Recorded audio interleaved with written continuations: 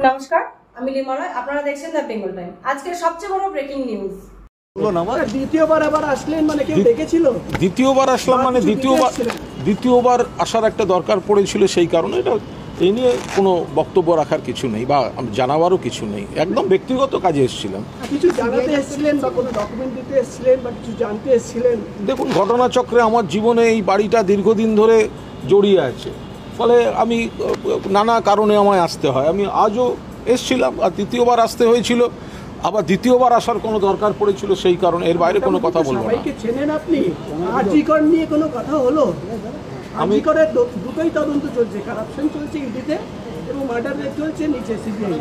সেগুলো আমি কাগজে পড়েছি, টিভিতে দেখেছি, কিছু জানি, কিন্তু এই বিষয়ে আমি এখানে কোনো কথা বলবো না। চিকিৎসকরা যে বারবার সরকারের প্রচেষ্টার পরও, গতকালও সিএস বসলেন, তারপরও তাদের অবস্থান চালিয়ে যাচ্ছেন এবং কাজে যোগ দিচ্ছেন। দেখুন, চিকিৎসক জুনিয়র ডক্টরদের যে মূল অভিযোগ বা আন্দোলন ন্যায় বিচার, এর সঙ্গে মাননীয় মুখ্যমন্ত্রী একমত, অভিষেক বন্দ্যোপাধ্যায় একমত, সর্বভারতীয় তৃণমূল কংগ্রেস একমত, রাজ্য সরকার একমত, সকলে একমত।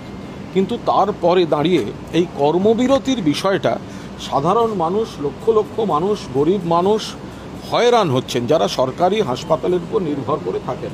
সেখানে বারবার আলোচনা হয়েছে, মাননীয় মুখ্যমন্ত্রীর সামনেও আলোচনা হয়েছে, রাজ্য সরকার বেশ কিছু পদক্ষেপ নিয়েছে।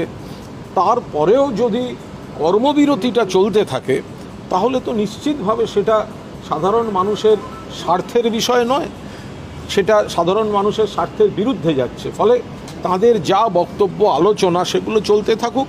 আর অভিষেক বন্দ্যোপাধ্যায়ও যে আবেদন করেছেন যে কর্মবিরতিটা তারা তুলে নিয়ে, এদিকে বন্যা পরিস্থিতি তৈরি হয়ে গেছে রাজ্যে, একাধিক জেলায় বন্যা পরিস্থিতি, জল থাকলে একরকম প্রবলেম, জল নেমে গেলে আরও আর এক রকম প্রবলেম। সেখানে চিকিৎসকদের মানে খুবই প্রয়োজন।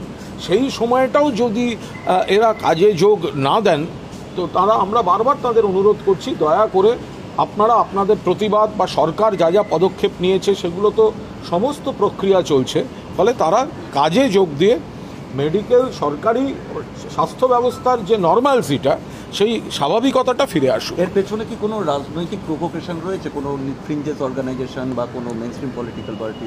দেখুন, আমরা এইটুকু বলতে পারি যে জুনিয়র ডক্টররা আন্দোলন করছেন, তাদের মূল যে দাবি, তার সঙ্গে আমরা সবাই একমত।